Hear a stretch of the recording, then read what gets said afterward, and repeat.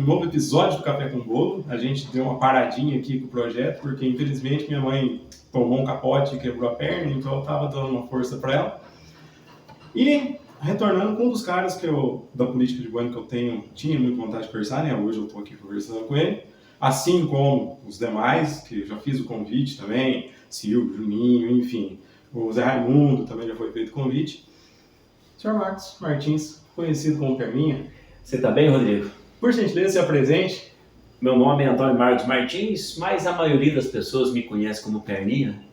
Eu iniciei no serviço público em 2008, como servidor efetivo da prefeitura, por concurso público. Fiquei até 2012. E depois fui para a minha primeira candidatura municipal a vereador.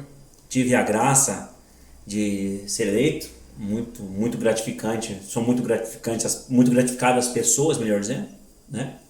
Lá atrás, desde lá de 2012, quando assumi o primeiro mandato em 2013, depois consegui uma reeleição em 2016 e uma nova reeleição em 2020, né? Foram 3 mandatos seguidos, graças ao bom Deus e à confiança das pessoas, e depois em 2024 falei, vamos lá dar um passo para frente, né? Fui candidato a prefeito por Bueno Brandão, né? Fiquei em segundo lugar naquelas eleições. Muito grato às pessoas também que confiaram no nosso projeto para então prefeito de Bueno Brandão naquela oportunidade.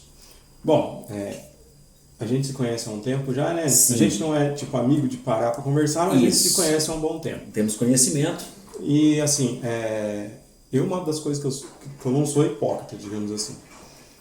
Já disse, inclusive para candidatos concorrentes seus que vieram aqui, não sei se se lembra do projetinho que eu fiz, inclusive, méritos sejam dados, você foi o único candidato que me respondeu, o candidato a prefeito que me respondeu, certo? Certo. Eu me lembro muito bem.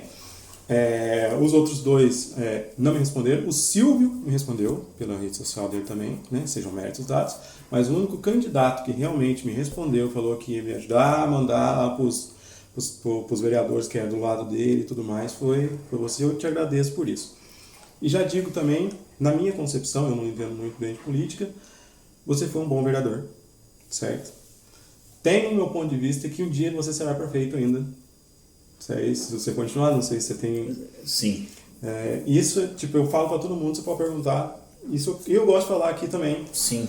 A primeira pergunta que eu faço para todo mundo que aqui tem um apelido. De onde Perninha? Desde os 10 anos de escola. Desde os 10 anos de escola foi... Então já são mais ou menos quase 40 anos de apelido. Desde a época de molequinho de escola. Só. Cara, eu acho que você fez o concurso para uma área da prefeitura um tanto quanto difícil, certo? Essa parte que você pegou de fiscal Fiscal municipal. É bem chatinha. Você já deve ter passado poucas e boas ali com algumas... Olha, talvez tenha sido uma das áreas mais difíceis daquela época do concurso. Por quê? Até então, o Bueno Brandão tinha tido apenas uma fiscal, né? Porque antes de mim era uma moça e ela era contratada. E ela ficou uma posição anterior a mim naquele concurso. Eu acabei assumindo a vaga, né? E sou muito grato a isso. Por quê? Por 2 motivos. Nós conseguimos transformar o município, e eu explico por quê, vou guardar toda a humildade aqui nas minhas palavras. E eu aprendi demais 4 anos de prefeitura. O que eu aprendi em 4 anos de prefeitura, eu acho que na minha vida privada não aprenderia em 20. Então, por quê? Porque antes de eu entrar, eu tinha uma concepção do serviço público. Depois que eu passei por lá pela prefeitura, eu saí com outra concepção, com outra ideia. E o porquê? Quando nós chegamos, era a gestão do Jair Asbar. E o Jair era um cara muito rígido. E eu sou muito grato ao Jair, apesar de todas as dificuldades que ele me causou no cargo durante os 4 anos, mas sou muito grato a ele pela rigidez, e aprendi com ele a ser assim, né? E nós conseguimos, principalmente a cidade, transformar, como que eu vou dizer para vocês, a parte de postura da cidade. Bueno Brandão era uma cidade bem dizer largada, vamos ser sinceros. lote sujo, era cerca de bambu em frente de lote, calçada que não era feita. Isso a gente foi transformando isso, foi notificando as pessoas, foi tendo um diálogo com as pessoas. Pouquíssimas multas foram emitidas naquela oportunidade. A gente notificava, dava tempo, a pessoa entendia, xingava, fazia parte, né? Fez parte. Questão de alvará de funcionamento do estabelecimento, a questão de sanitária dos estabelecimentos. Então a gente foi moldando isso. Inclusive que lá foi uma fase de transição da lei do microempreendedor, que foi votada em 2006, e ela entrava em vigor, se eu não me engano, no final de 2008. E aí tinha aquela exigência de alvará, de a empresa aberta, o pessoal tinha que pagar um contador absurdo por mês, não tinha dinheiro. Aí a gente segurava para a galera, instruía, vamos lá, já que essa lei entra em vigor. E nem fomos tenteando dessa forma. E deu um resultado. Tanto é que hoje, por exemplo, se a população critica se tiver um lote sujo. A população critica, por exemplo, se tiver uma cerca na frente de um lote, se tiver uma calçada mal feita ou sem fazer. Então, ou seja, penso eu que a parte de posturas, principalmente, foi uma mudança muito importante para a nossa cidade, foi uma evolução muito grande. Isso veio junto com a gestão do Jair Asbar, que foram 2 gestões que transformaram o Bueno Brandão. E isso é uma opinião pessoal e eu acho que muitos vão para o mesmo sentido que eu.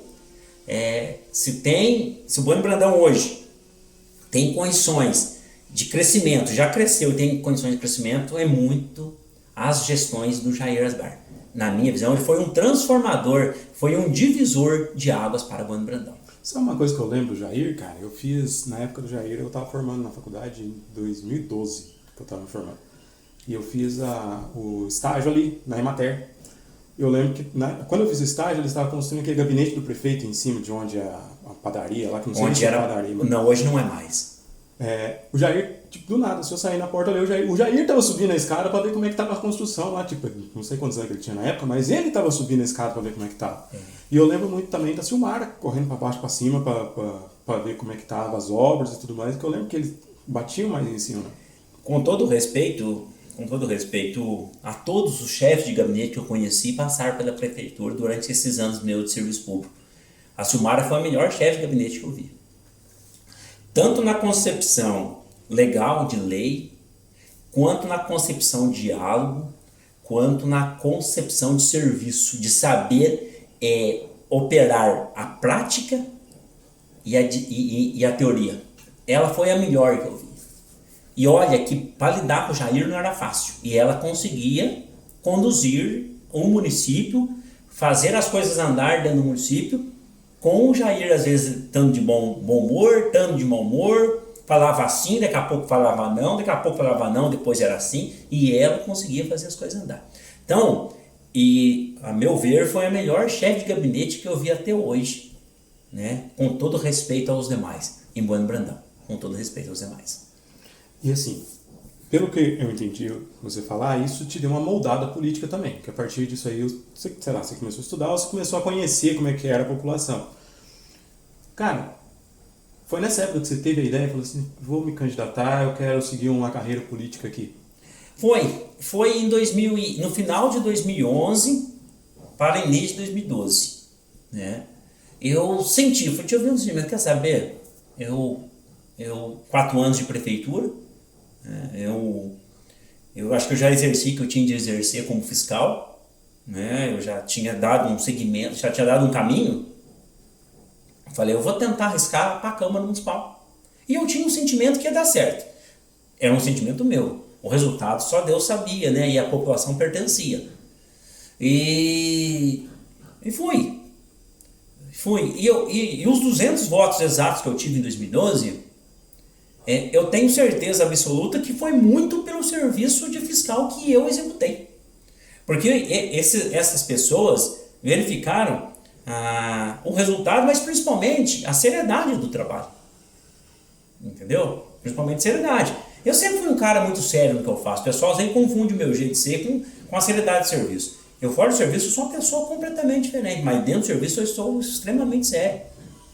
Eu acho que o pessoal lá atrás, em 2012, compreendeu essa seriedade. Por isso que me deu a oportunidade de um primeiro mandato, a partir de 13 até 16.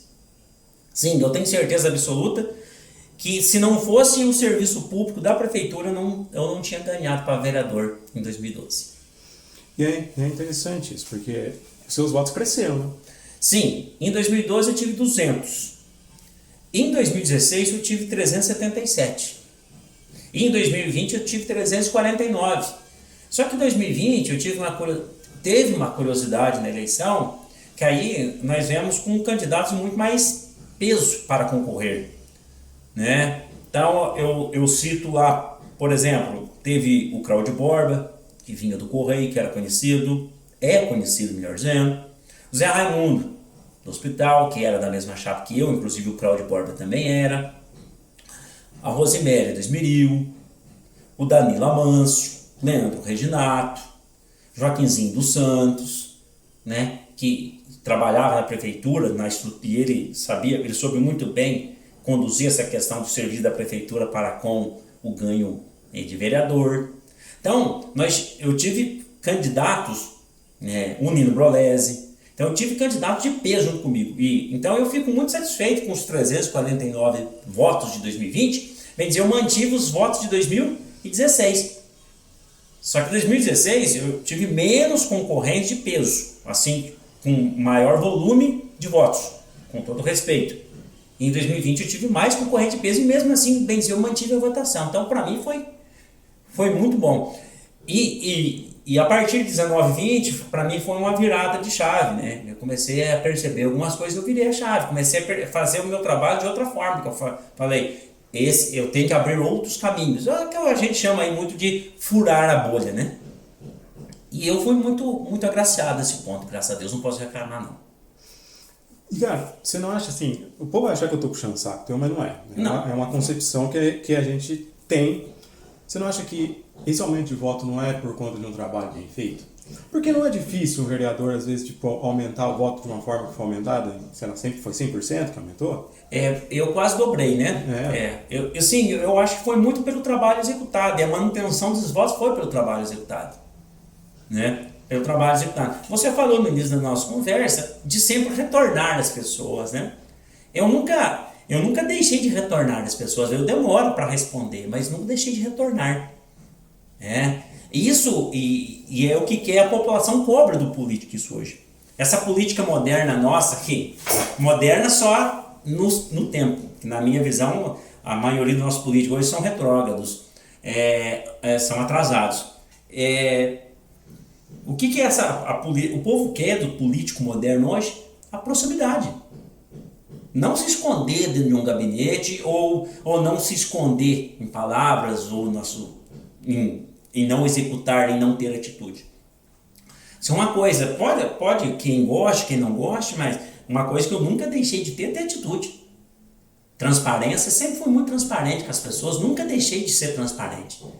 Isso eu trabalhei, isso eu não tenho dedo, isso foi executado dessa forma, isso foi executado daquela outra forma, eu sempre fui assim. E as pessoas, tem muitas pessoas em Guarandã que ainda confundem o meu jeito de ser, mas não é. A gente no serviço público tem de ser assim. Tem de ser assim. Qual foi a maior dificuldade tua na primeira gestão? Que tipo, a primeira gestão tua você meio que estava ali, você estava aprendendo, digamos assim, no primeiro ano. Primeiro ano, aprendizagem. Você sai de um serviço de executivo, né, de prefeitura, que eu trabalhei 4 anos, para você pegar um serviço legislativo, até você aprender até onde você pode dar o passo. Essa matéria pode ser aprovada dessa forma? Eu posso apresentar isso? Então, eu vejo que o primeiro ano o mais difícil para mim foi a aprendizagem, foi virar a chave do executivo para o legislativo. A partir de 2014 a coisa já começou a engrenar, né? E o primeiro mandato eu sofri muito, particularmente dizendo, por causa que a gente, eu com o Zé Raimundo principalmente, a gente era tido como oposição do Danilo naquela oportunidade. E nada mais a gente queria que o município andasse para frente, né? E Tanto é que naquela gestão do Danilo e eu na Câmara Municipal, eu fiz um levantamento no finalzinho de 2016, e dos 100% dos projetos que lá chegaram, eu votei 87% a favor. Eu acho que isso também mostrou para o povo que a gente estava lá para fazer um trabalho inteligente, a favor de município.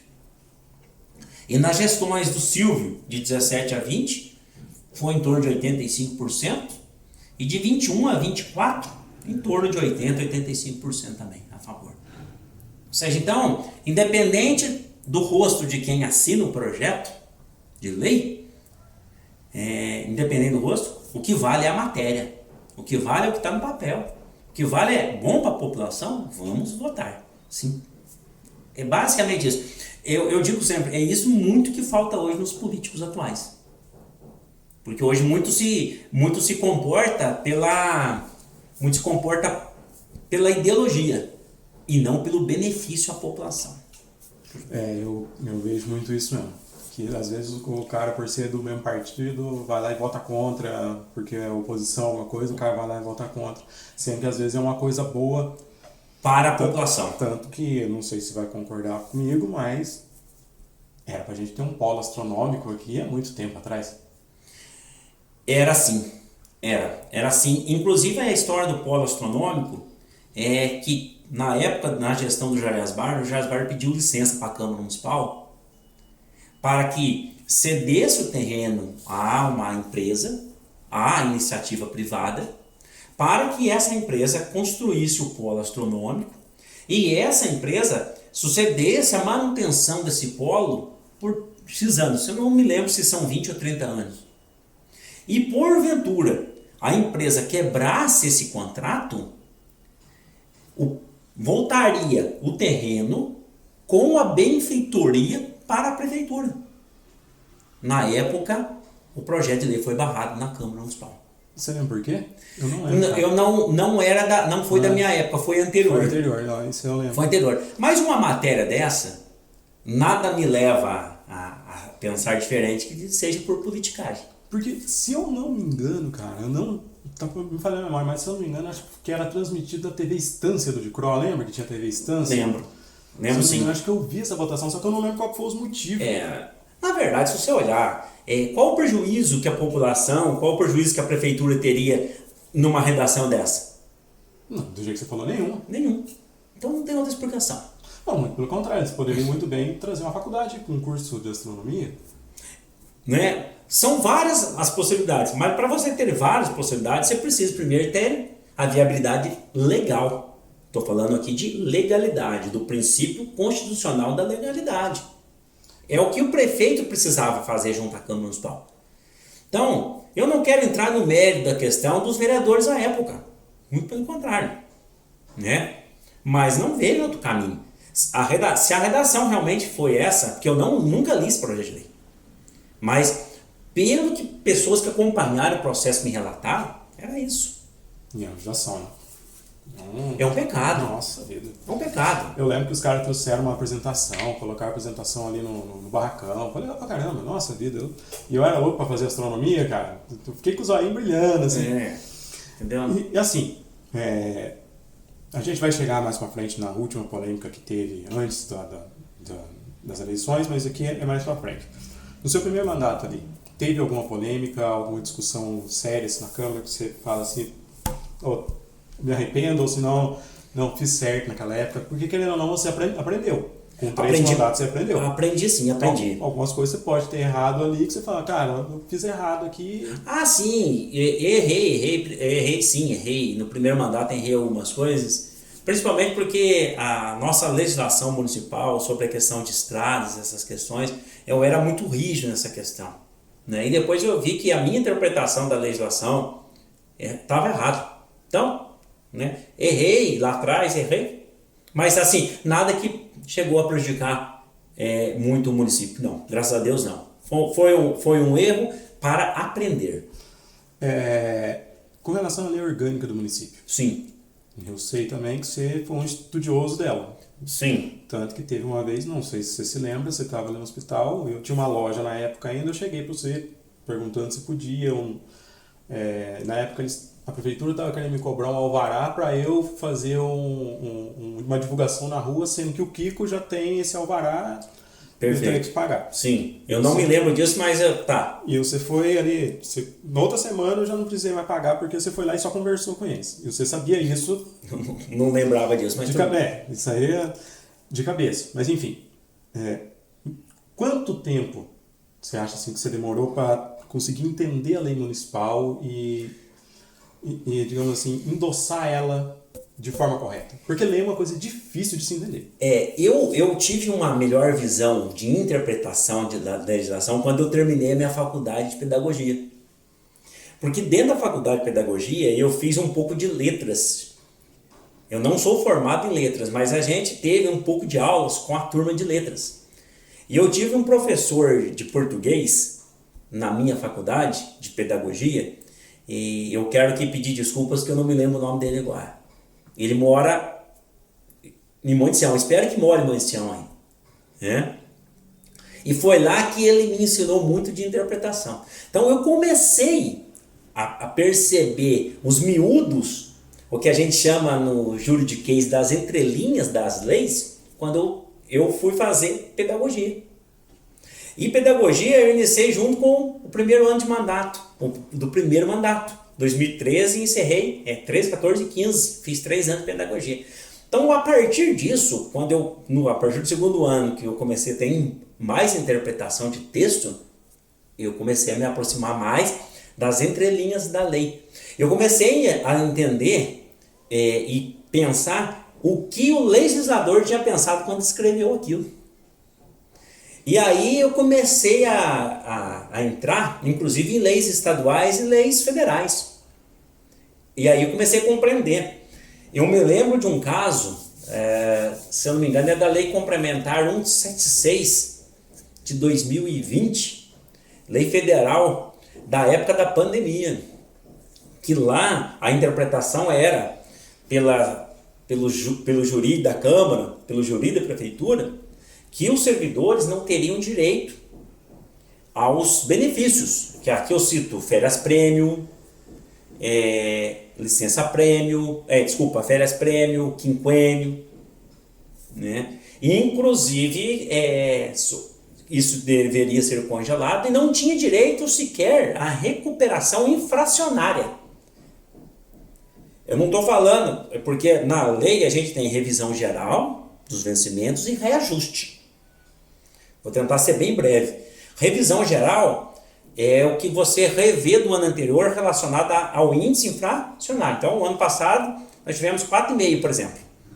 Isso é aplicado em cima para todos os servidores. Então, a gente chama isso de revisão geral. O próprio você vê aqui que é a interpretação revisão geral, todos.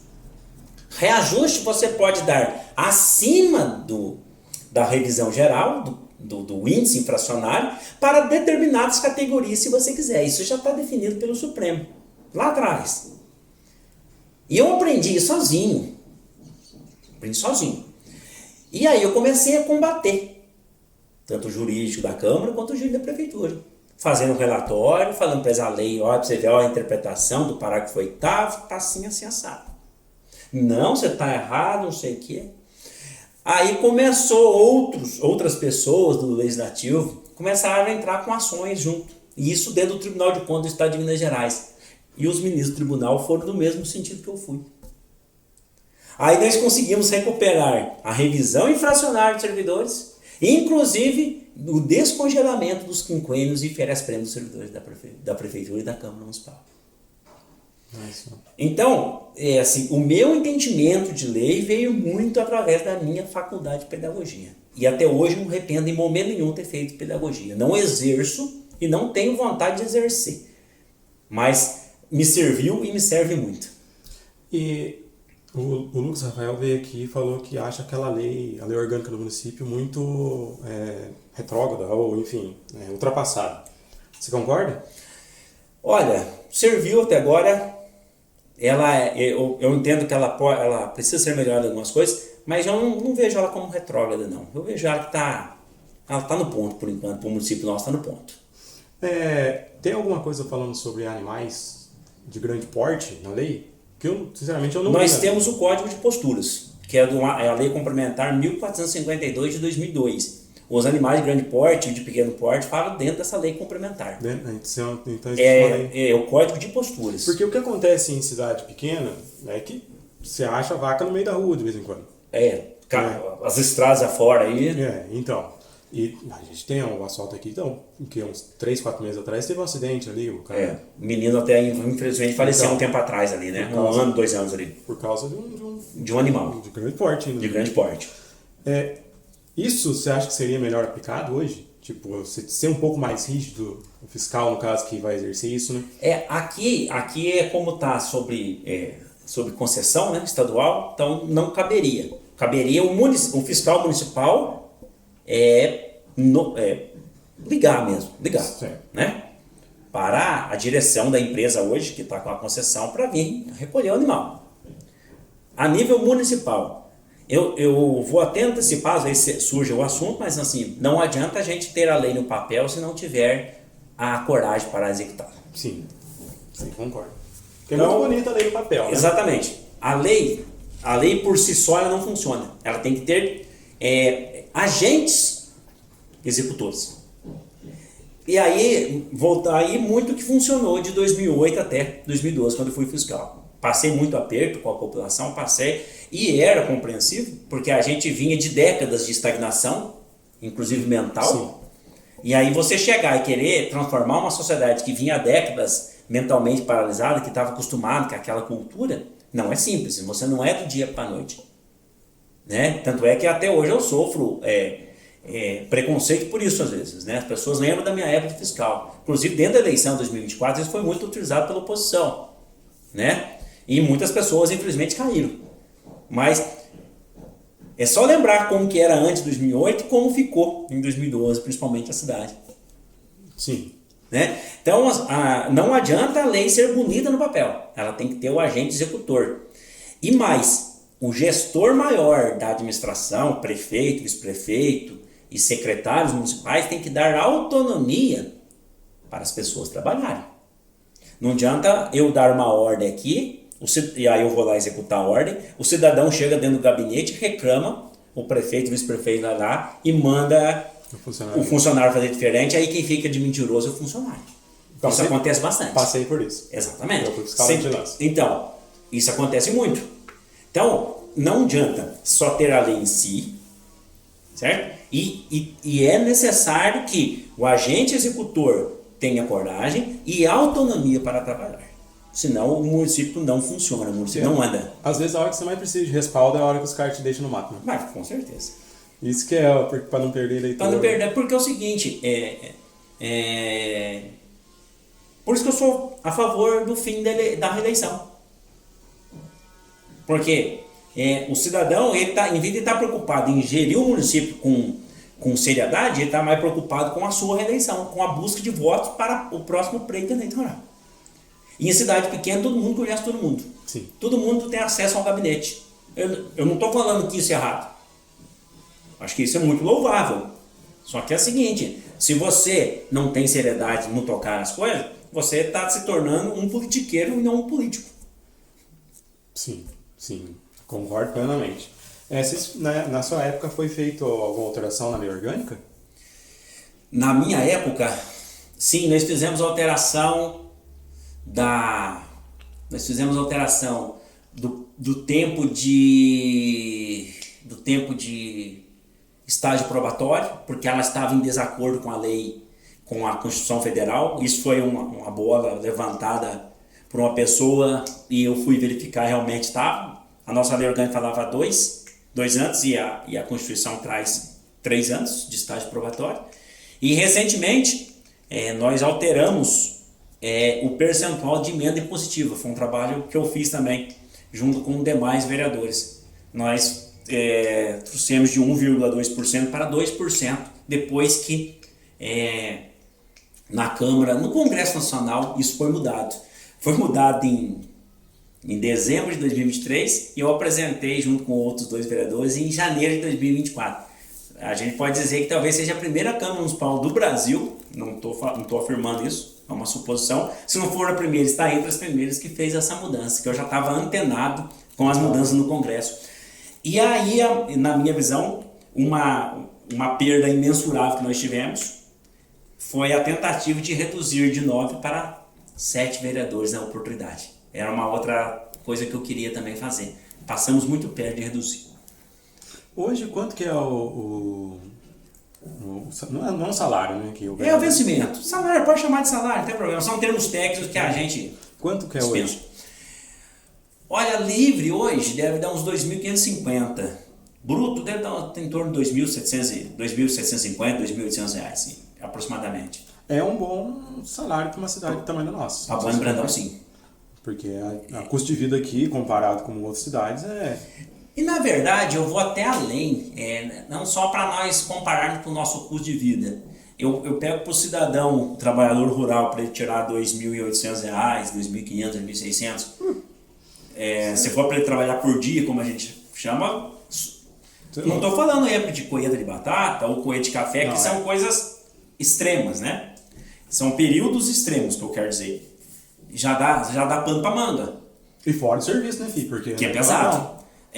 Eu vejo que é um bom salário, e aqui talvez surja até polêmica, mas não vou fugir das minhas palavras e da minha concepção, e não, igual você falou no começo do verso, não sou hipócrita. É um bom salário pelo pouco que é feito. Ponto. Que pela cidade, do tamanho da cidade, quantidade de habitantes.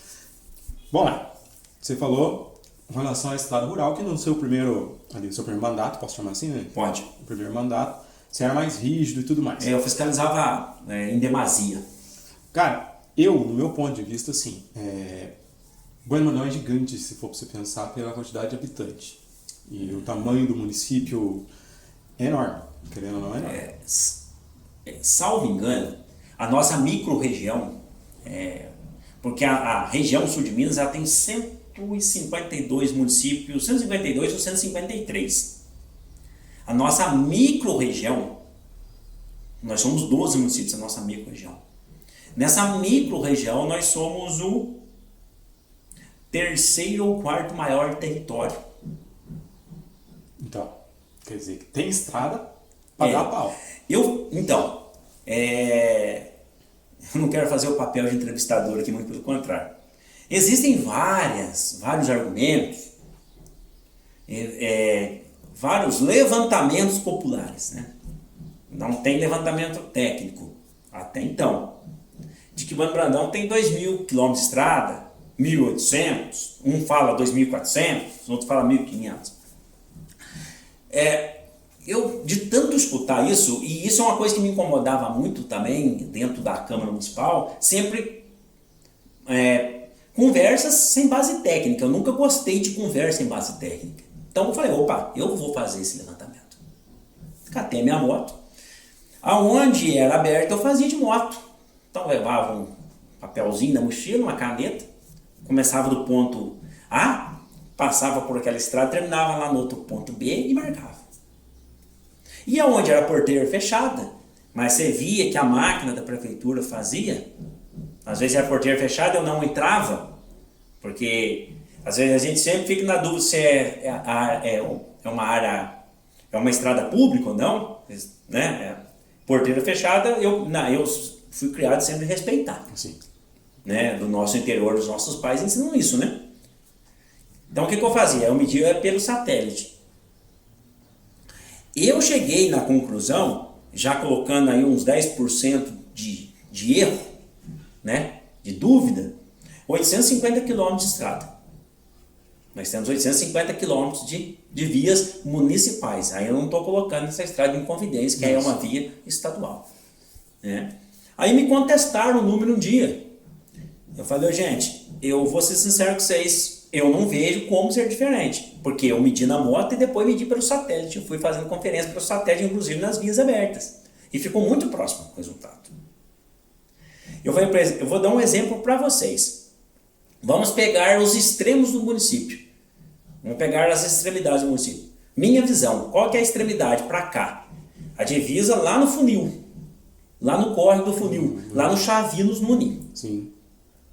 Então, se eu pegar da Rua do Cristo aqui e até a divisa lá na fazenda HCI, lá no funil, são quase 9 quilômetros, 8 quilômetros e meio. Ah, perninha, mas dá mais. Não dá, gente. É que a estrada é ruim, cheia de curva. Sobe e desce, então a gente vai devagar, dá a impressão que é longe. Aí eu pego do Poço do Miltinho, na saída para Munhoz, e eu vou até a divisa. Lá na lixeira, lá perto de Munhoz. Lá na bifurcação que vai para o Rio Corrente. Dá 20 km, 20,5. Então somos 20,5 com 8,5. Dá 29, arredonda para 30. Eu peguei duas extremidades do município, deu 30 km, tirando a cidade. Sim.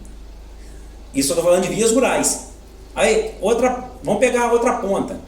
Aí eu peguei e medi a estrada para Bom Repouso, que é até lá nos Pinheiros do João Sérgio, na divisa com Bom Repouso, no Alto dos Dois Irmãos, já começando, esqueci o nome do bairro, ainda Ponte Segura lá. Então, no Alto dos Dois Irmãos ali no João Sérgio, no córrego, né? 13,5 quilômetros. Deu 3,2, eu joguei para 3,5, 13,5. Aí eu pego aqui da lixeira, saí do Amanhecião até Santa Laura, lá no campo antigo de futebol da Santa Laura. 10 quilômetros. Peguei 13,5 ali, com 10. 23,5. Olha pra você ver, então em duas extremidades 30. Em duas extremidades 24. E aqui seria para Inconfidente como é estadual, então eu peguei e fiz aqui a de Socorro, 18. Que já é pavimentada. Falei, então, se você olhar as extremidades, depois o que está em torno, 850 km é quase você ir em Belo Horizonte e voltar de estrada. Pior que é. É muita estrada, gente. Foi 175 até BH, né? Essa média, 470, 480, 475. Falei pra gente, nós não tem malha viária para 2.000 km. 2.000 km, vamos parar lá onde? Lá em Natal, sei lá? Acho que vai e volta do Rio de Janeiro. O Rio é 470. É 4 vezes por dia. Não tem, gente. Aí você pega os galhos, são pequenos, que unem as estradas principais. Né? É igual você falou, na verdade a gente tem estrada ruim de passar, onde você anda devagar, que dá a impressão que é longe pra caramba. Exato. Então eu falei, então o que acontece? Porque há muito questionamento de conservação das nossas estradas. É o maior problema estrutural que a gente tem em Bando Brandão, são estradas. Problema estrutural, não administrativo, estrutural. São estradas. Eu falei, eu vou fazer um levantamento. Cheguei nesse número. Se eu tiver errado, vai ser por pouco. Porque a conservação aqui tem lugar que eu vou te falar, ali nos piqueiros da minha estrada por dentro, ali tá horrível. Não sei, agora faz tempo que eu não passo por... Mas tá, Jesus Cristo. Entendeu? Então, você pega...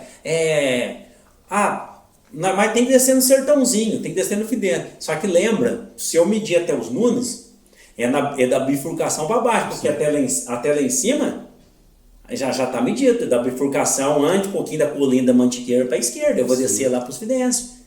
Aí eu entro por dentro do Sertãozinho, já vou sair no Morro do Macaco e já vai sair nos Nunes que já foi medido. De novo. E assim, cara, você falou que tinha lugar que tinha porteiro, mas você viu que tinha sido passado. Pode? Se for lugar particular? Nós fizemos uma alteração recente antes de eu sair da Câmara Municipal. Eu consegui aprovar uma melhoria na lei das estradas, dentro do Código de Posturas, na parte das estradas. O que eu fiz? Antes, tinha o questionamento, a prefeitura às vezes não fazia. E aí o dono, o morador, ia lá questionar. Não, tem porteiro, não pode fazer. Só que a legislação fala que a partir que tem duas propriedades ou mais, com duas propriedades, vamos usar um termo mais fácil de entender, para não dar interpretação. Com duas propriedades ou mais, o espaço é público. A via torna-se pública, mesmo com porteiro. Só que eles argumentavam que tinha porteiro. Aí eu derrubei isso dentro da legislação.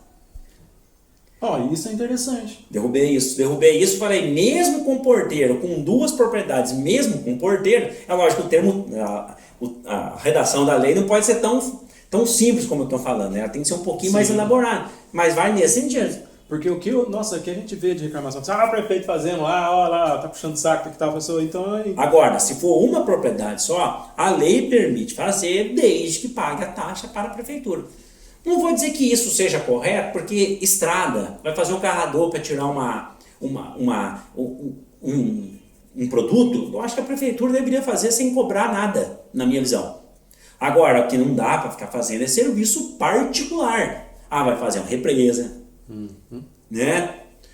Vou fazer um hotel, vou mandar um maquinário da prefeitura para fazer a terraplanagem para hotel. Você vai tirar da estrada que está precisando, tá mandando. O pessoal me questiona muito desse posicionamento, então eu faço uma pergunta, eu deixo aqui um questionamento. Tá, então o maquinário público foi lá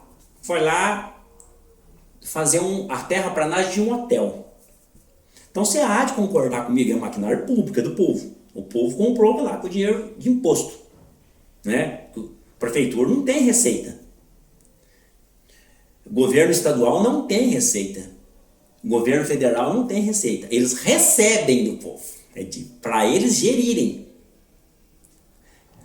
O dinheiro do estado, o dinheiro do município, da prefeitura. Não, o dinheiro do povo. E você lembra da questão da pedagogia e interpretação.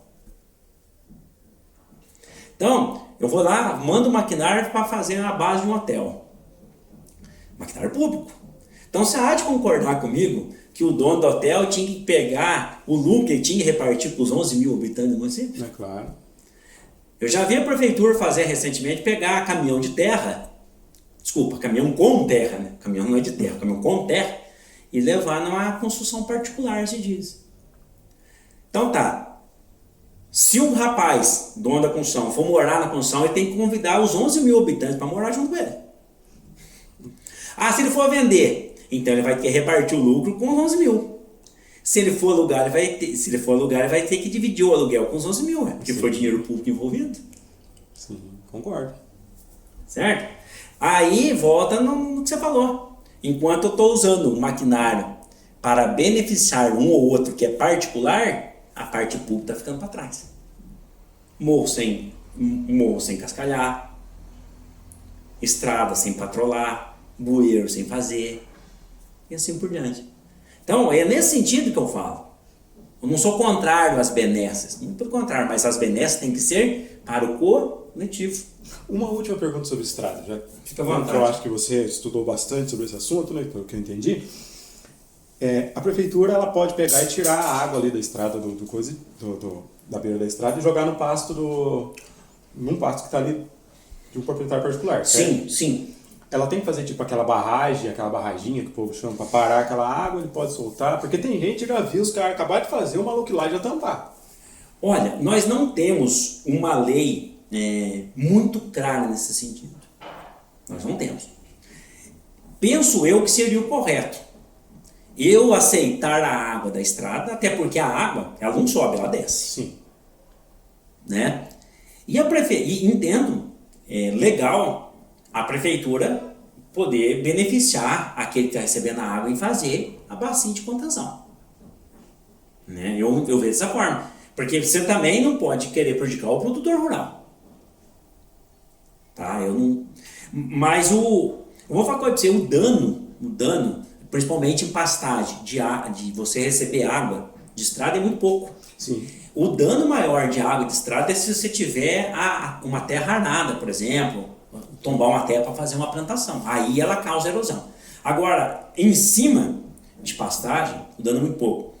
Eu falo por experiência da família do meu pai.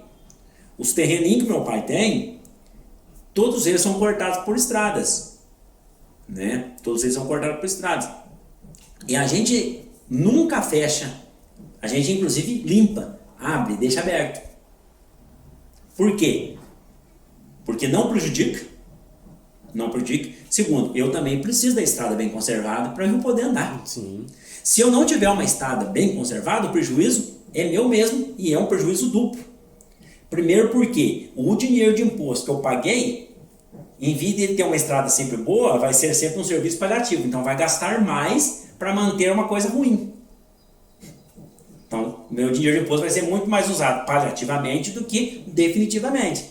Segundo, eu vou ter que encostar o veículo numa oficina para poder arrumar. E aí nós sabemos o preço disso. Caro. Então, a concepção da gente é essa. A gente tem que mudar essa concepção. As pessoas têm que colocar na sua mentalidade que é o seguinte: a água nesse ponto sair no terreno, ela não vai prejudicar o terreno. E aí tem um outro ponto que as pessoas ainda, alguns já perceberam, mas a maioria ainda tem que amadurecer. A partir do momento que eu vou receber água da estrada, porque na verdade a água de estrada é pouco. A água vem mais do terreno mais alto para o terreno mais baixo, atravessando a estrada. A partir do momento que eu receber água, se eu fizer bacia de contenção, eu mesmo não preciso nem prefeitura fazer, eu mesmo fazer bem feito uma vez é suficiente, ou a manutenção é muito pouco, eu vou fazer o quê? Eu vou alimentar o subsolo da minha pastagem e uma nascente que esteja numa parte mais baixa. Vai ser um fator de produção de água. Lá no terreno do meu pai de Machado, nós temos isso. Mas sabia que é uma falha que eu vejo aqui em Bueno, faz muito tempo já? É essa parte da educação ambiental aqui, cara. Eu acho que é muito falha aqui, essa parte dela. Na verdade, Bueno Brandão hoje, ela tem a parte de educação ambiental só no papel. Você pega, por exemplo, nós tínhamos um projeto há 2 anos atrás, uma parceria com a Copasa, de fechamento nascente. Esse projeto foi paralisado. Não existe mais. Agora, pegando um gancho nas estradas, vamos falar sobre a divisa, né? Que Sim. até você levantou na tua rede social. Isso, eu sempre estou falando do assunto lá, né? Dos bairros, agora esqueci o nome dos bairros. O Boa Vista dos Pedros e Lagoa. Até hoje, até saiu uma notícia. Isso saiu o vídeo, né? O deputado Rafael Simões, numa conjectura com o pessoal, eles são muito bons esses. Agora, uma coisa que eu não entendo, assim, eu acho até que você poderia me explicar. Sim. A gente vai ter, caso for para Inconfidentes, né, porque é nosso aqui lá. Eu tenho plena certeza disso. Então, enfim, que lá é nosso. É nosso. Se isso for para Inconfidentes, certo? Hoje está em Inconfidência, claro. Tá em Inconfidentes? Hoje está. Mas, Desde 2010 é de Inconfidência, legalmente dizendo. qual é o nosso prejuízo? Com relação, porque assim, provavelmente vai ser com relação a custo, dinheiro que vai entrar para a prefeitura, uma coisa ou outra. Nessa parte financeira, qual é o nosso prejuízo que a gente está tendo nesses Prejuízo de arrecadação, eu vejo 2 pontos principais. Primeiro, a transferência de imóveis. A partir do momento que você passou para Inconfidentes, qualquer imóvel vendido naqueles 2 bairros, isso tem que ser feito o registro em ouro fino. E todo o dinheiro que entra nesse registro vai para Inconfidentes. O primeiro ponto é esse. Segundo, a arrecadação de TR anual vai para Inconfidentes. A partir do momento que esses imóveis passaram para Inconfidentes. São todos imóveis dos 2 bairros? Ainda não. Não. Porque alguns imóveis foram passados por 2 motivos simples. Ou o falecimento de algum parente, e aí você é obrigado a fazer o inventário, né?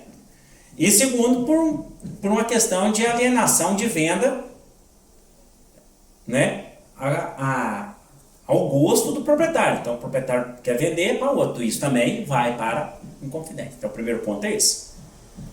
O segundo ponto que eu vejo é a nota fiscal. Se você tem uma produção rural naquele terreno que foi transferido para Inconfidentes, automaticamente as notas fiscais serão emitidas para Inconfidentes. E tem um imposto que a gente chama de VAF, é Valor Adicionado Fiscal. Então, quanto mais o município produz, quanto mais o produtor rural tira a nota fiscal, mais o município recebe repasse.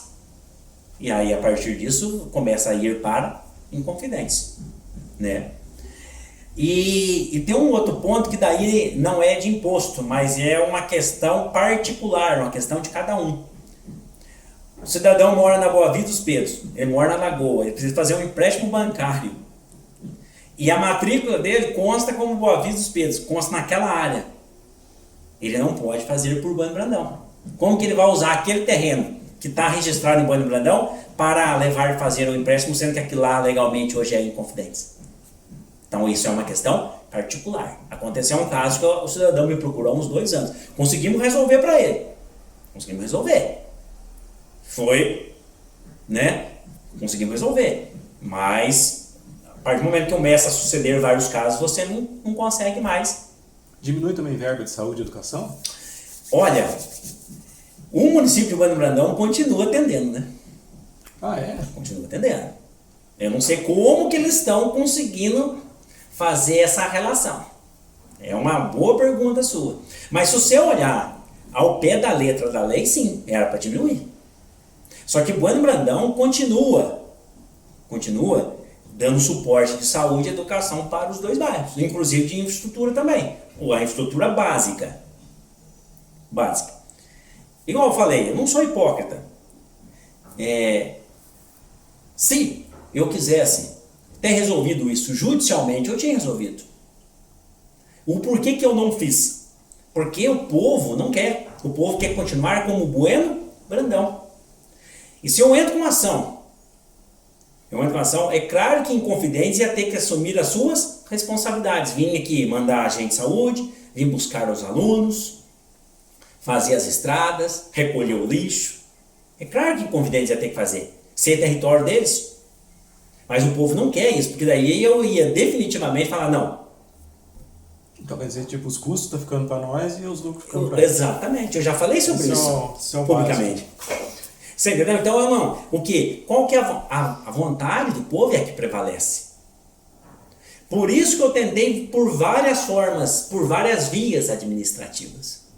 E, querendo ou não, está dando resultado. E a vontade do povo ficar aqui. Né? Quais foram as vias administrativas? Salvo engano, em 2018, foi eu, Zé Raimundo, a Tamires Moreira, ela trabalha com essa parte de referenciamento de imóvel, ela foi nos ajudar, desde já os agradecimentos a ela novamente. Silvio Félix e, se não me engano, Juninho Cavini, em Belo Horizonte, numa reunião na Fundação João Pinheiro. Por que a Fundação João Pinheiro? A Fundação João Pinheiro é o órgão responsável por delimitar as divisas intermunicipais no estado de Minas Gerais. Essa é uma responsabilidade dela. Então, a alteração de divisa tem que ser com ela. Nós fomos lá com uma mão na frente e a outra atrás e saímos da mesma forma. Eu me lembro muito bem que eu questionei o porquê daquela mudança. Blá, blá, blá, blá, blá, blá, blá. Aí uma das técnicas me perguntou: o que você acha que o legislador pensou quando fez as divisas? Seja no mapa ou seja no decreto. Lei 148 de 1938. Eu já estava a tampa explodindo. Falei, pergunta para ele. No homem, 1938. Mas a pergunta dela foi muito pertinente. E depois que a cabeça baixou, que o estresse baixou, eu falei, opa, a pergunta dela tem fundamento. E eu comecei a estudar. A partir de 2019, eu comecei a estudar sozinho. Eu não desisti. E em 2021, eu consegui sozinho uma marcação com o presidente da Fundação João Pinheiro. O nome do cara é Elger Marra Lopes. Não sei se ainda é ele, na época era. E eu tinha feito um relatório de talvez frente e verso, sei lá, 16, 15 páginas frente e verso, contestando pontos através da carta cartográfica que então, em 2018, a gente não conhecia. E essa carta cartográfica é o mapa da divisa entre Bueno Brandão, Inconfidente e os outros municípios que são confrontantes. Em cima dessa carta cartográfica, eu comecei a comparar com o decreto-lei. E ali eu comecei a achar as inconsistências. Em 27 de setembro de 2021, eu fui em BH. Questionei. O presidente da Fundação João Pinheiro ficou bem balançado. Mas o técnico não abriu mão. Mas, meu Deus do céu, tá em cima, tá no mapa. Tá no mapa. Ele não abriu mão. Mas o que foi muito boa a nossa visita em 27 de setembro de 2021 na Fundação João Pinheiro? Porque até então, Câmara Municipal e Prefeitura não tinha um documento sequer, nenhum, da Fundação João Pinheiro explicando o porquê da mudança. Por isso que eu falei que nós chegamos em 2018, fomos com a mão na frente e outra atrás e voltamos do mesmo jeito. E chegou em outubro, por volta de meio de outubro de 2021, a Fundação João Pinheiro me respondeu com uma nota técnica, explicando. Não vou dizer que a nota técnica esteja correta, ela é verdadeira, mas não que esteja correta. Eu não abri mão. E eu percebendo que eles não iam abrir mão daquilo, eles não iam arredar o pé daquilo, eu falei, eu tenho que achar outro caminho. Levei mais de ano estudando. Levei quase 2 anos estudando. Aí chegou em meados de 2023, meio de 2023, eu comecei a perceber, fui ler estava lendo na internet, parecia um negócio de plebiscito. Um decreto legislativo da Câmara do Estado do Rio de Janeiro. Estado do Rio de Janeiro. Fui ler. E percebi. Surgiu a ideia da gente convocar um plebiscito.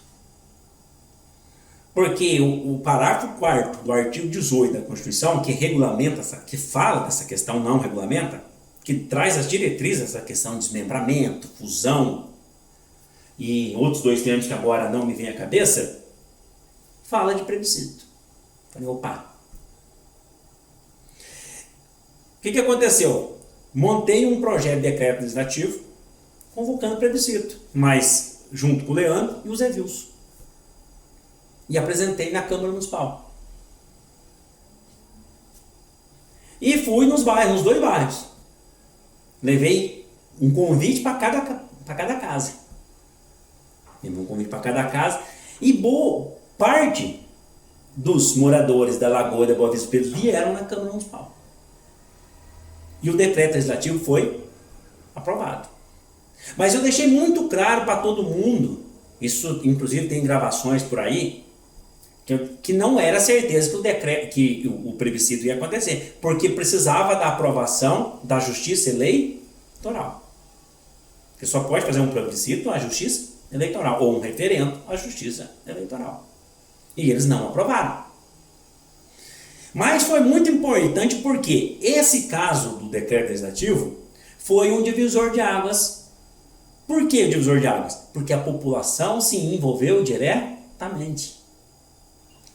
E aí, o gestor da época, o Silvio Férez, com o vice-prefeito Juninho Cavini, que já tinham dado por perdido, inclusive hoje no vídeo o Rafael Simões falou do Duarte Bechir, o Duarte Bechir já tinha dado por perdido também, porque nós tivemos uma reunião na prefeitura, salvo engano, em 22 de abril de 2021. E lá, o prefeito, o prefeito Silvio Férez, falou assim, nós não tem mais o que fazer. Eu vou pontuar os nomes que estavam nessa reunião. Se eu esquecer de algum, dos vereadores todos, só não estava o Leandro Reginato. Os outros todos estavam. Ou seja, o Zé Raimundo não fazia mais parte. Eu, o Zé Wilson, Danila Manso, Joaquinzinho dos Santos, o Bug, Suelene Almeida. Faltou mais um aqui, né? Faltaram, agora não me lembro. Ou seja, com exceção do Leandro, o Claudio Borges estava, só não estava, os outros estavam. O vice-prefeito Juninho Cavini e o prefeito Silvio Férez. Isso foi falado, se não me engano, a Alessandra, a secretária, também estava nessa reunião. Isso foi falado para todo mundo. O prefeito Silvio falou na abertura da reunião. Isso não tem mais o que fazer. Foram palavras dele. Abro aspas e fecho aspas nessa área. Ele falou, não tem mais o que fazer. Então, quando a população se envolveu em 2023, no final de 2023, a prefeitura falou assim, opa, a gente tem que se mexer, porque 2024 tem eleição. É lógico que eles não vão falar isso publicamente. Lógico que não. E aí, em fevereiro de 2024, o deputado Rafael Simões apresentou o projeto de lei complementar que agora está sendo votado, que está andando dentro da Câmara dos Deputados.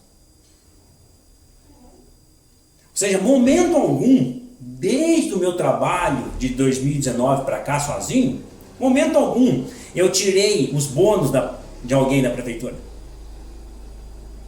Momento algum. O deputado Rafael Simões hoje foi deselegante comigo. Foi deselegante. Eu até não posso esperar muita coisa dele diferente disso. Eles não vão entrar no mérito. Mas parabéns para ele. Porque a gente não precisa de bate-boca, a gente precisa que as coisas andem. Aquilo lá sempre foi nosso. Agora, o que não dá para aceitar é que essa gestão, a gestão anterior, eles são mestres nisso. Eles encobrem o serviço dos outros, e a incompetência deles também eles encobrem, e depois eles só querem que eles sejam o dono da verdade. E isso não dá para aceitar. Agora, o último vídeo que eu lancei, por exemplo, que eu falei, momento algum eu falei, inclusive numa parte do vídeo eu falei que as coisas voltaram na rota. Voltaram no caminho. Por quê? Antes não tinha o que fazer e depois apresentaram o projeto de lei. Foi nesse sentido. Então, assim, eu não quero, sabe, desmerecer ninguém. Não quero desmerecer ninguém.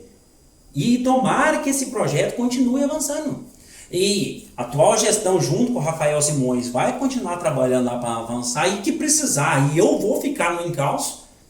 E eu tenho muito menos poder do que isso, mas o que eu tenho de poder eu exerço para que isso também ande. E a história do e-mail é verdade, eu tenho os 2 e-mails. Estava parado lá. Não estou falando que o deputado Rafael Simões não estava trabalhando, mas estava lá, na comissão. E eu estava acompanhando, ó. Tempos. Então, o mérito dá a César o que é de César. Agora, não pode tirar o mérito de uma pessoa, da comunidade, querer só depois parecer que é o dono da causa. Não é assim que funciona. Isso é mentalidade de político retrógrado. A verdade é essa. Cara, pior que isso é complicado, né? Eu acho que os méritos, independente do que for, você tem que dar o mérito para uma pessoa. E aí, eu vou falar isso depois num vídeo que eu vou lançar, em resposta ao que o Rafael Simões falou, e aqui eu já corroboro. Eu convido o Juninho Cavini, eu convido o Silvio Félix, eu convido o Lucas Rafael, eu convido o Rafael Simões, para a gente vir num debate público sobre os termos técnicos desse assunto. Convido quem quiser para a gente conversar sobre isso. Eu estou inteira à disposição. Um debate público para mostrar quem realmente conhece. Tintim por tintim, onde é a real divisa. Onde ela está hoje e onde ela era. Estou à disposição de vocês para a gente debater. Cordialmente, não sendo deselegante, como o deputado foi comigo. Uma coisa que eu achei interessante essas eleições aqui, cara, eu nunca tinha percebido isso em Bueno, na verdade. Foi com relação a ataques, que foi feito de um candidato para outro candidato para outro, enfim. Eu via isso em Inconfidentes. Sinceramente, em Inconfidentes, muitas vezes eu vi isso, tanto eu fiquei morando lá em 2 eleições, uma para prefeito e outra para presidente. Nossa, o negócio lá é acirrado. Sim. Inclusive, você acompanhou o debate do Testa com a Rosane? Não. Teve momentos lá igual você falou, de bastante deselegância também. Muito deselegante. Para ser educado falar, né? Então, tem uns negócios lá que, enfim, não vou entrar nos méritos igual você comenta. Não precisa, porque só desgasta as coisas. E assim, vi esses ataques, achei estranho, sendo sincero, achei bem estranho mesmo, porque acho que não é daqui de Bueno isso, não sei, parece que voltou à época do antigo coronelismo, onde a gente... É a busca por poder a qualquer preço, a verdade é essa. Inclusive, teve mentiras sendo faladas, sendo desmentidas, né, que eu lembro do Silvio soltando vídeo, do C soltando vídeo. Eu falei muito pouco, inclusive, né? Falei muito pouco, eu queria. Eu vi assim, umas coisas interessantes. Por que você acha que aconteceu isso? É o seguinte, as pessoas têm que entender quem se dispõe a ocupar uma cadeira pública, porque a cadeira é do povo, a cadeira não é da pessoa. A cadeira, porque quem criou aquela cadeira foi o povo. Quem mantém aquela cadeira é o povo. E as pessoas têm que entender que a cadeira não é dela pela eternidade. As pessoas vão para esse caminho, em vez de caminho da discussão de proposta, falar do plano de governo, eles vão para os ataques para manter o poder a qualquer custo, a qualquer palavra. Não tem outra explicação. Qual o motivo de um candidato a um cargo público ir atacar o outro, sendo que o outro não te atacou? Não tem outra explicação. Então, porque eu achei estranho mesmo aqui. Eu vou citar um exemplo para você. Vamos lá. Nas vésperas da eleição do ano passado, o então prefeito Silvio Félix, ele gravou um vídeo falando da CPI do lixo, lembra daquilo? Lembro. Falou que foi um circo. Ou seja, chamou os vereadores de palhaços, inclusive os vereadores da base dele, que fizeram parte. O Bug e o Nino Brodese fizeram parte da CPI, então chamaram inclusive vereadores da base de palhaço. Chamou o Leandro e o Zé Vils de palhaço, mas chamaram os outros dois vereadores da base dele de palhaço também. Né? Que foi um circo, que foi tudo mentira. Né? E o interessante é que ele foi pro ataque, mas durante todo o tempo ele não falou 1 centímetro dos documentos que ele assinou. Ele assinou quantos meses de documentos dessas viagens? Ele não trouxe os pormenores dessas viagens. Ele não contou para a população dos pormenores. E aí é o seguinte, quantas vezes você viu a transmissão de uma reunião da CPI ao vivo? Nenhuma. Não teve nenhuma. Porque quando nós formamos a CPI, era eu e o Leandro Zedilson, que éramos mais próximos, e eu pedi para os 3. Eu nem falei com o Bug e com o Nino, porque não precisaria, porque eles já são a favor do prefeito, não é? Eram e são. Falei, nós não vamos transmitir. Porque o intuito da CPI não é espetáculo. O intuito da CPI é investigação. Porque, inclusive, foram 2 servidores da própria prefeitura que denunciaram para mim esses possíveis desvios.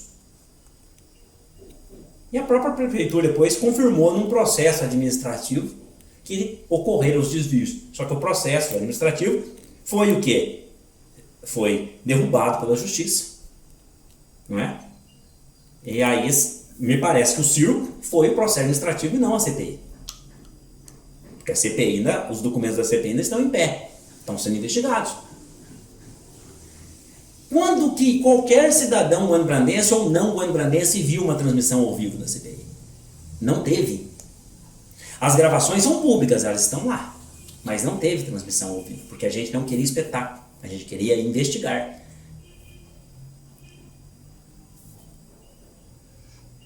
Inclusive, no dia do relatório final, eu lembro que o Alexandre Megali compareceu à Câmara Municipal. Não foi nenhum dos vereadores, a começar por mim, que chamou o Alexandre Megali. Não.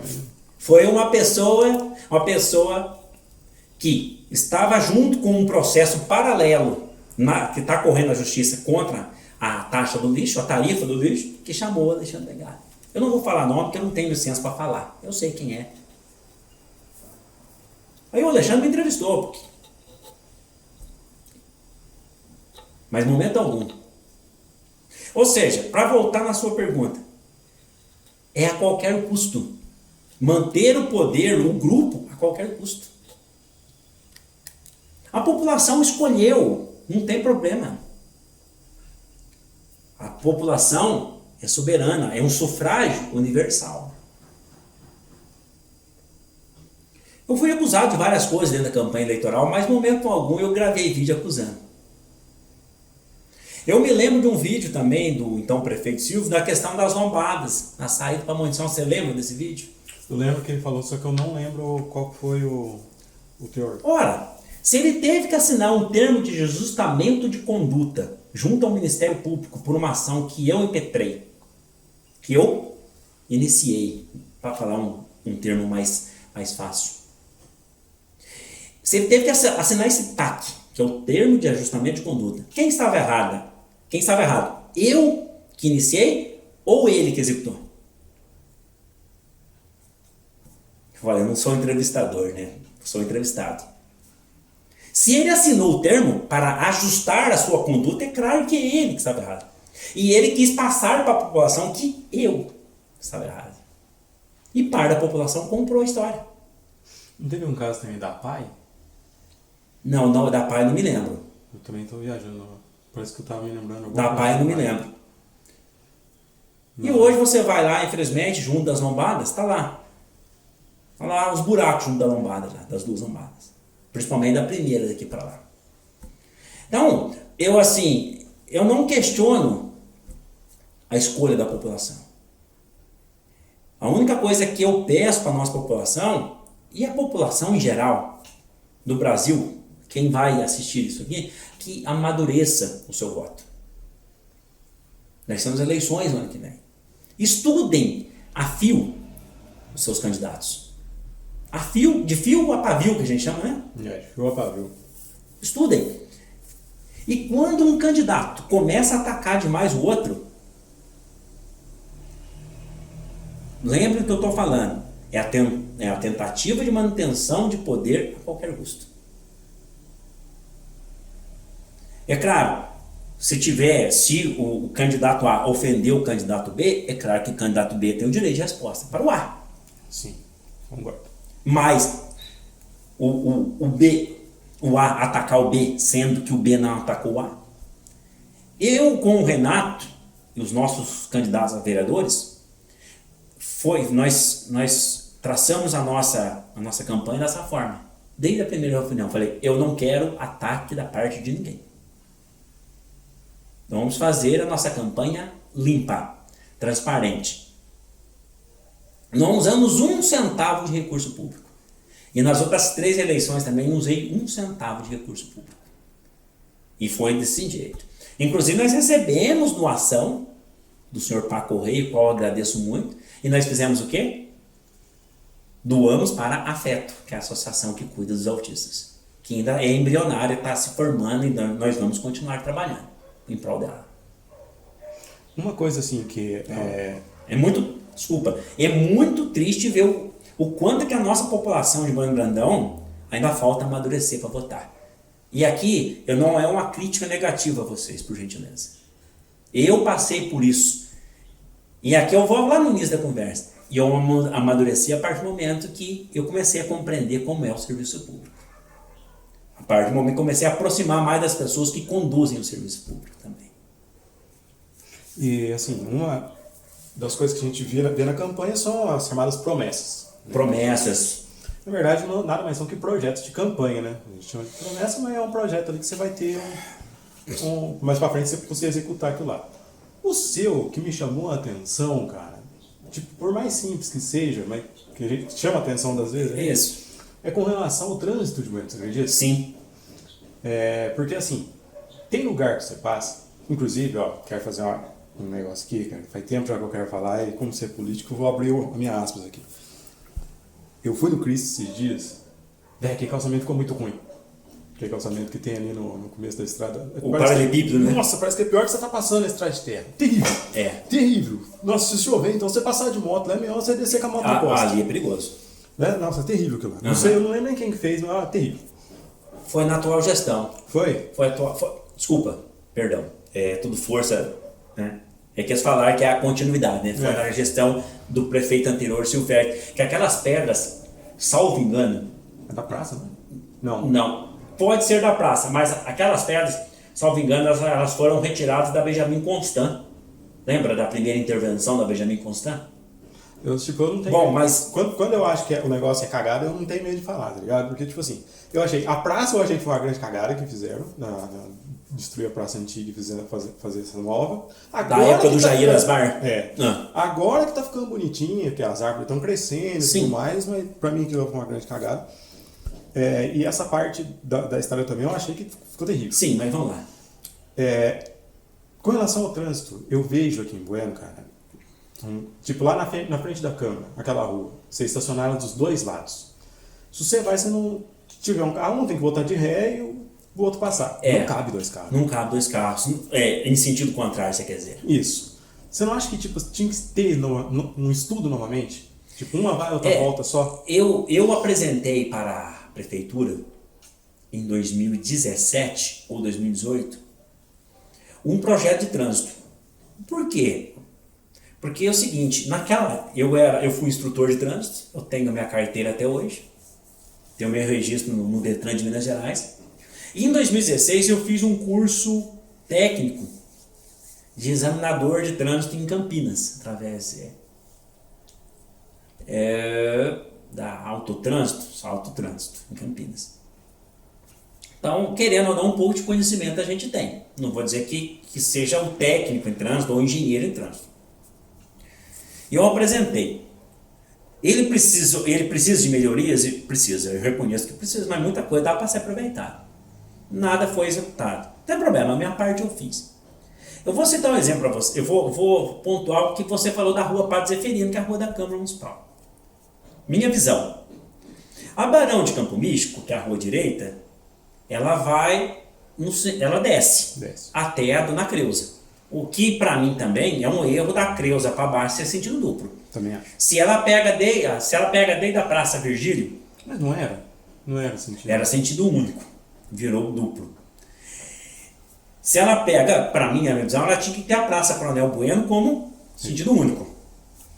Porque ela não tem espaço para estacionar de um lado e dois carros transitando. Sim. Em sentido oposto. Então, se a rua Barão de Campo Místico desce até Dona Creuza em sentido único, o porquê não da Padre Zeferino não transitar em sentido único ao contrário? Porque se eu deixar a Padre Zeferino transitar em sentido duplo e tirar estacionamento de um lado, qual que é o maior problema que nós temos hoje na área central da cidade? Estacionamento.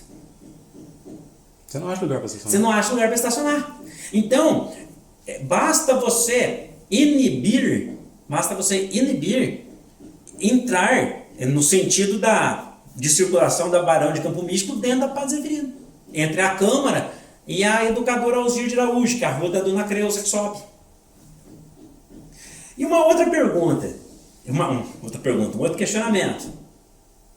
Se a rua da Dona Creuza, a rua Educadora Alzir de Araújo, ela é sentido duplo a partir do mercado da Dona Creuza, e ela tem praticamente a mesma largura do mercado da Dona Creuza até a Avenida Bom Jesus, por que para baixo é sentido duplo e para cima é sentido único?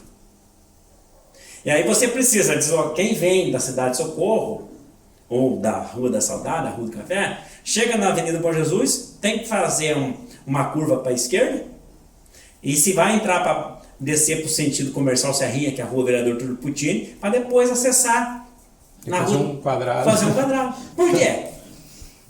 Então, isso que pega. Então, Bando Brandão, o trânsito está caótico. Está caótico por quê? A cidade não foi planejada para receber a quantia de veículos que recebe. E o tamanho dos veículos que recebe. Quem diria, a nossa paróquia vai completar, se não me engano, 175 anos. Se a nossa paróquia vai completar 175 anos, Bueno Brandão já, no mínimo a área urbana já existia há 175 anos.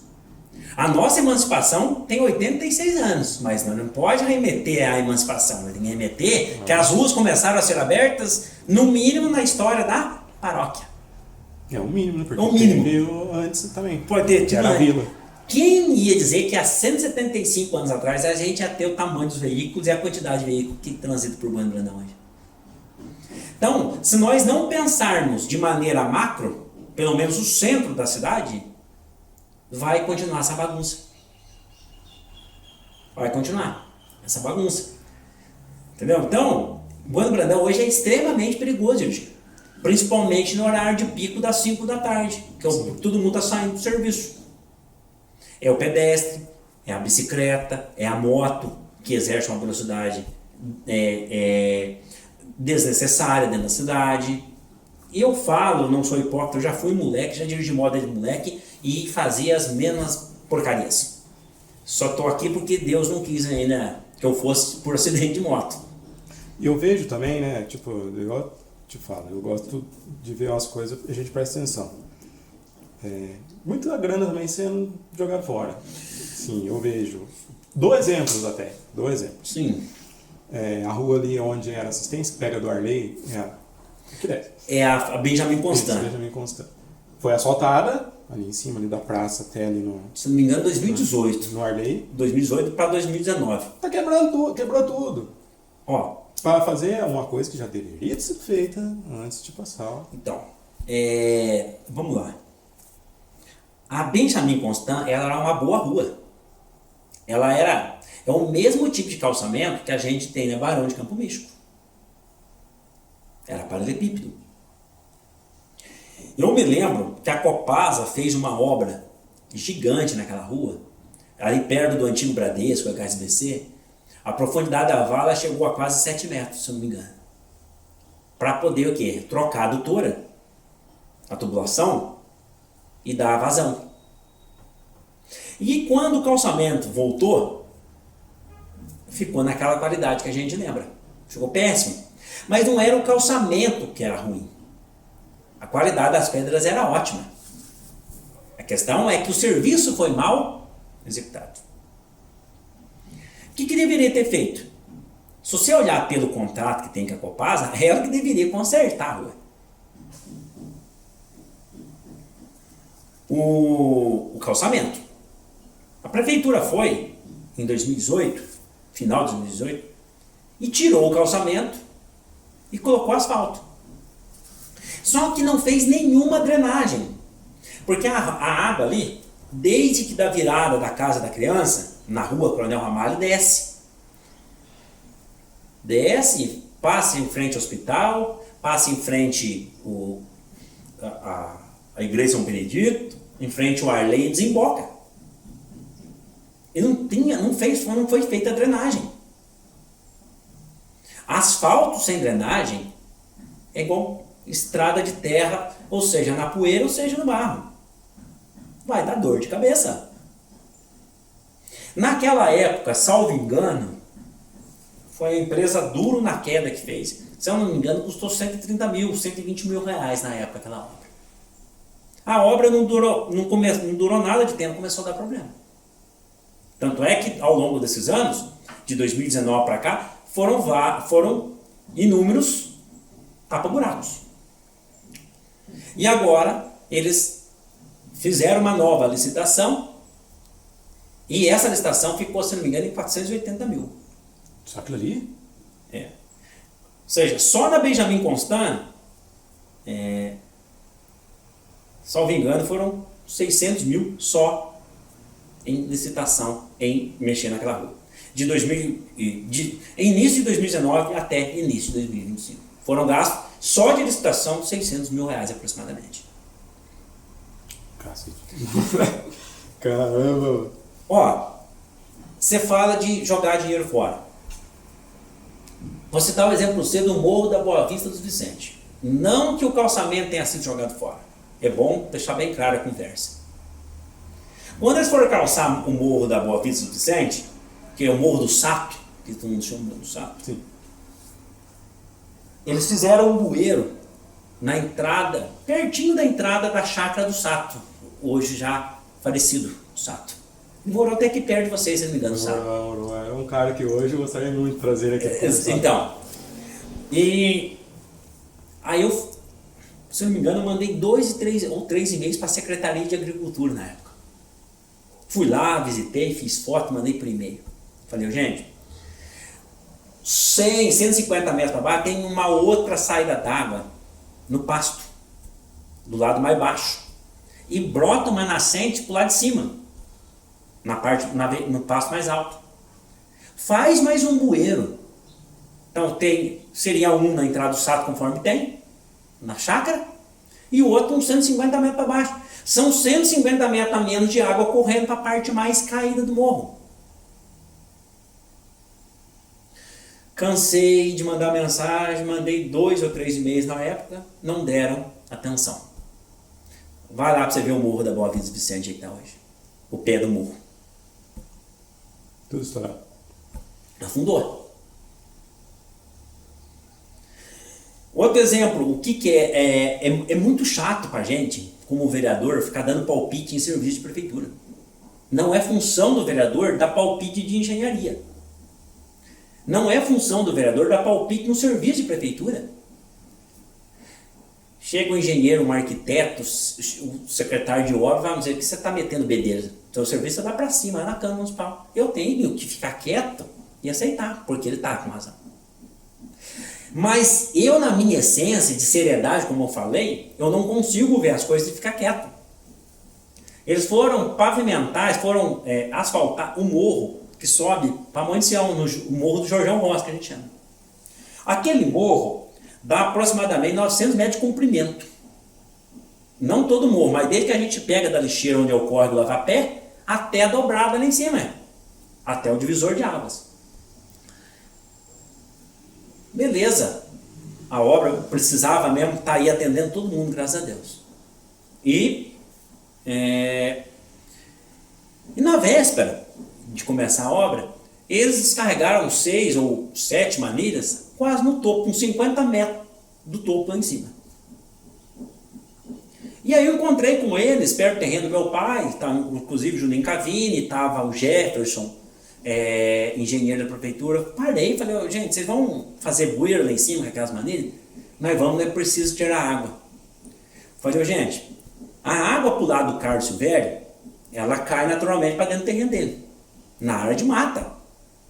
Do lado da família do meu tio, tem uma vala velha e a água cai naturalmente pro lado do pasto também, porque o terreno é caída.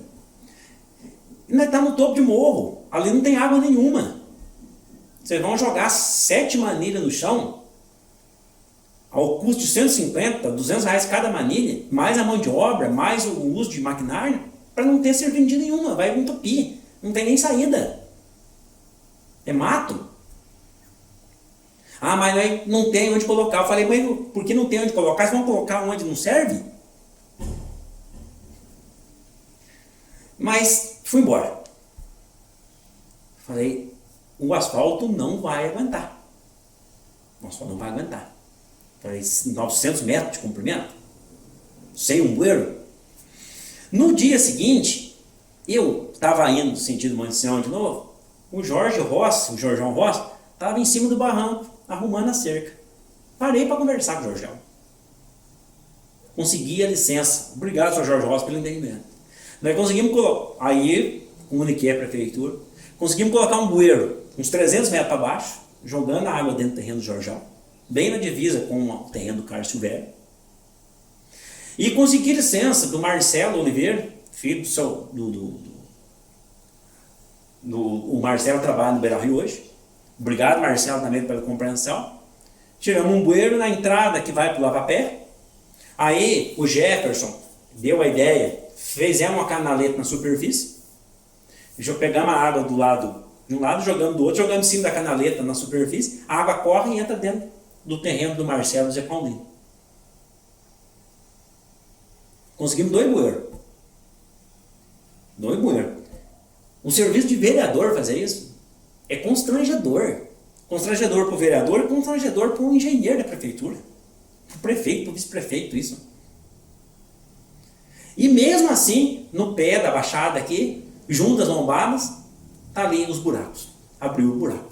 Agora você imagina só se fosse 900 metros de água descendo, 800 metros que seja, sem esses 2 buracos. É, e a força, né? Não é uma qualquer mão. Entendeu? A velocidade, o peso, a força. Então, assim, dinheiro. Você fala dinheiro público. Eu estou até fazendo um levantamento sobre isso. Mas um levantamento recente eu já fiz. Bueno Brandão tinha, em abril de 22, em torno de 400 funcionários. A nossa folha salarial era em torno de 950 mil a 1 milhão. 1 milhão e 100, 1 milhão e 50. Variava ali, vamos colocar 1 milhão. Hoje nós temos 500 funcionários. A nossa folha salarial hoje, abril de 25, que eu verifiquei recentemente no portal da transparência, 1 milhão e 660 mil. Não. Bastante coisa. Nossa. Né? Não dá. O município triplicou as suas receitas nos últimos anos. Triplicou. A gente saiu de média de 15 milhões, 16 milhões para uma arrecadação de 50 milhões. 50 milhões de reais, aproximadamente, a gente arrecada. E mesmo assim a gente tem que ficar dependente de emenda parlamentar para poder fazer obra. É muito difícil nós conseguir fazer obra com recurso próprio hoje em dia. A gente tem que ficar com o pires na mão. Cara, eu quero deixar bem claro também que tipo, eu não tô criticando o Silvio, não tô criticando ninguém. Não, nós estamos conversando. São números. São coisas que a gente vê, né? E com o Perninha tá aqui, eu tiro minhas dúvidas. Inclusive do valor ali em cima, que eu achei bem carinho. Da rua lá. Eu não entendo, na verdade, o valor, mas eu achei bem caro. E a ideia disso aqui, né, quero deixar claro também, é que daqui 4 anos tem um debate entre os senhores candidatos a prefeito, né? E se você for candidato, já deixo aqui o convite. Não sei qual vai ser a sua ideia, mas eu deixo aqui o convite e espero que todos os outros também aceitem.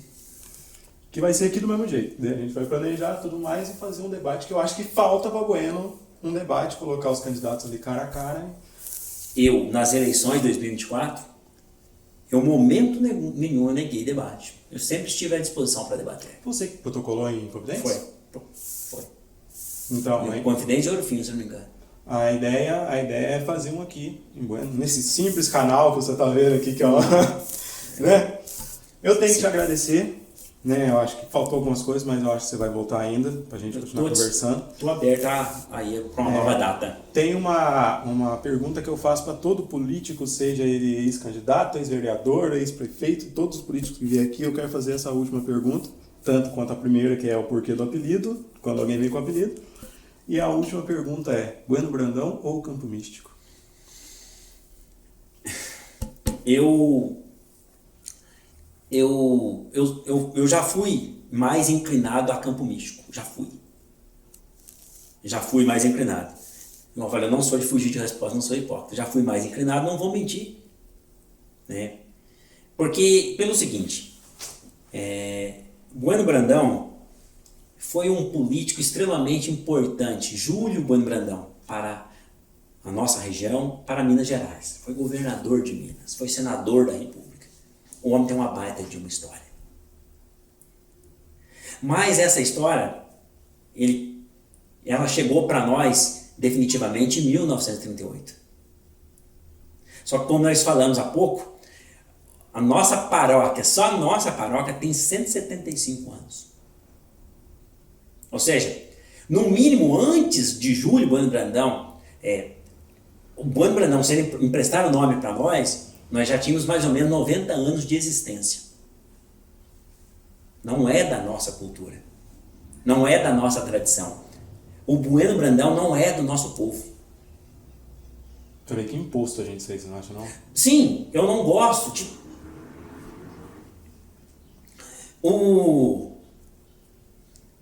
E isso é muito louvável para quem lutou lá atrás, em 1936, 37, 35, 38, pela nossa emancipação.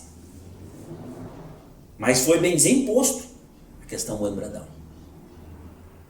E também, já falei, já fui mais inclinado a Bueno Campo Místico, não sou mais. Mudei a minha concepção. Eu acho que se for para nós valorizarmos as nossas origens, a nossa cultura, a nossa religiosidade, eu deixo aqui um Bom Jesus da Pedra Fria. Que foi o primeiro nome aqui. Bom Jesus é o nome do nosso padroeiro. O nosso povo é extremamente religioso, é um povo cultural. E Pedra Fria, e Pedra Fria já foi o nome anterior, antes inclusive de Campo Místico. Então eu não sou nem Bueno Brandão e nem Campo Místico, eu sou Bom Jesus da Pedra Fria. Tem uma história também que é esquecida aqui, né? Tem bastante histórias aqui de Bueno que eu tentei já fazer uns levantamentos aí pra gente escrever um livro.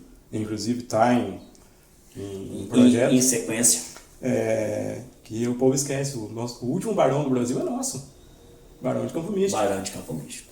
Né, que carrega o nome na rua ali. É o último barão. O último barão. Então, assim, não estou falando que tem que mudar. É uma opinião pessoal. Esse é o meu sentimento. Ah, mas se você fosse prefeito, você ia lidar com isso? Eu falei, não ia lidar. Não ia mexer com isso. Por quê? Porque tem coisas mais prioritárias para fazer. Não, sim, claro. Concordo plenamente. Concorda? Concordo. Daí não tem... Não é? E precisava amadurecer o debate. Eu acho que para turismo, essas coisas, campo místico, eu acho que é mais poético. Sabe aquele... Pode até ser. Eu acho que Bueno Brandão, não sei se esse é o termo correto, né? Apesar de eu ter feito pedagogia, até uma vergonha de fugir isso. Mas fonética não facilita, né? Não. Com relação a você colocar poesia, essas coisas, campo místico é bem mais... O campo místico tem mais relacionado com a nossa terra, né? O nosso clima, né? As nossas montanhas. Mas eu ainda penso que não é. Eu ainda penso que tem a palavra, a expressão campo místico, o nome campo místico, ainda pode remeter a algo que não muito positivo.